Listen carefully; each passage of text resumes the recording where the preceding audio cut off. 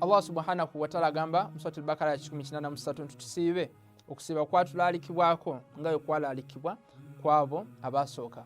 Gwe tunaabanga tusiibye agamba nti la'allakum tattaqun, nti osanga tunabeerawo okutya kwaffe Allah subhanahu wa ta'ala kweyongera. Nolwekyo buli tusiiba omwezi gwa Ramadan n'okusiiba ennaku endala onfuna bulungi takwa yaffe ebeera yeeyongera.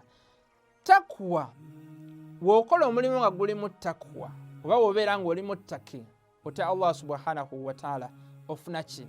Ofuna bulungi. Okusooka ofuna magifira nga bitwala mu Surati Imran aya 133 paka ku aya 134. Katonda akusaasira. Buli lwakuwa magifira ng'akusaasidde biki by'ofuna ofuna bulungi. Yurusilu samaa alaikum midirara. Twalaba mu Surati Nuh aya 10 paka ku 12.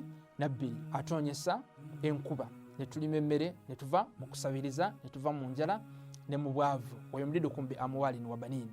Ofuna bulungi. N'atuwa ezzadde eddungi era n'atugabirira ne riziki eri halali. N'atuwajja n'ez'okunsi n'ez'oku akhira ku lunaku lw'enkomerero. Muganda wange ow'ekitiibwa nga tweyongerayo still n'ayongeza obwangazi nga bitwala mu Surati Hud agazambi gonna n'agafuula birungi. Surati Furqan aya 7 paka ku 7 mwemu. Ofuna bulungi muganda wange. N'okyo okusiiba kujjudde empeera. Buli atya Allah ng'asiiba Katonda amuteerawo obwangu nga wagamba nti waman yattaqillaha yaj'al lahu makhraja mu Surati At-Talaq aya ya 2 ya 3 na ya 4.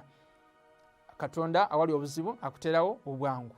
Ofuna bulungi n'akugabirira wobeera tosuubira. N'olwekyo okusiiba kujjudde empeera. Okusiiba kugaba obulamu obulungi. Ofuna bulungi kugaba obulamu obulungi n'ebirala. N'olwekyo okusiiba kwa Ramadan n'okusiiba okulala kulimu egy'emigaso.